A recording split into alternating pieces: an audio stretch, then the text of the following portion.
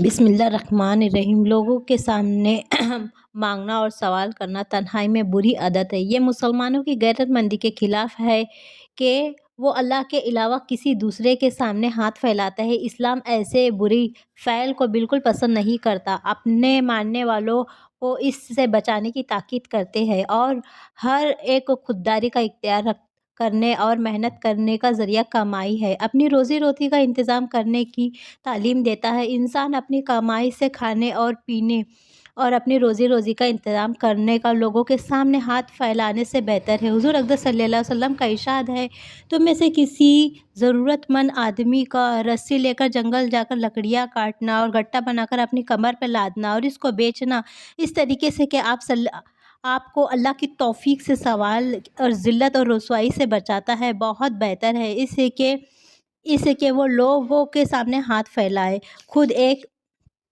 حدیث میں ایک واقعہ بیان ہے کہ ایک نصاری مفلس عرب شخص رسول صلی اللہ علیہ وسلم کی خدمت میں حاضر ہوا۔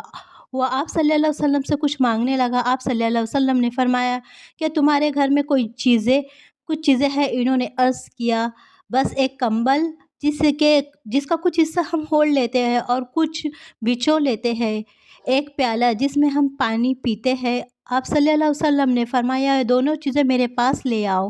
انہوں نے دونوں چیزیں آپ صلی اللہ علیہ وسلم کی خدمت میں پیش کر دی۔ آپ صلی اللہ علیہ وسلم نے وہ کمبل اور پیالہ ہاتھ میں لے کر نیلام کے طریقے پر حاضرین سے فرمایا، یہ دونوں چیزیں کون خریدنے کے لیے تیار ہے؟ ایک صحابی نے عرض کیا، میں 1 درہم میں اس کو لے سکتا ہوں۔ آپ صلی اللہ علیہ وسلم نے فرمایا، کون 1 درہم سے زیادہ لے گا؟ یہ بات سن کر آپ صلی اللہ علیہ وسلم دفعات 2 یا 3 مرتبہ فرمائی۔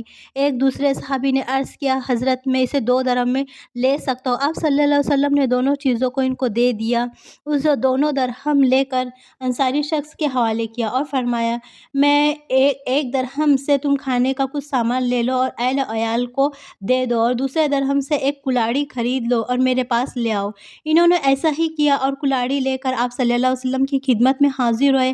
آپ صلی اللہ علیہ وسلم نے اپنے دست مبارک سے اس کلاڑی کا ایک مضبوط دستہ لگایا اور ان سے فرمایا، جاؤ جنگل کی لکڑیاں لا کر بیچو اور اب مجھے 15 دن تک نہ دکھنا۔ یہ چنانچہ وہ صحابی چلے گئے اور آپ صلی اللہ علیہ وسلم کی ہدایت کے مطابق جنگل میں لکڑیاں لا کر بیچ رہے تھے۔ پھر ایک دن آپ صلی اللہ علیہ وسلم کی خدمت میں حاضر ہوئے۔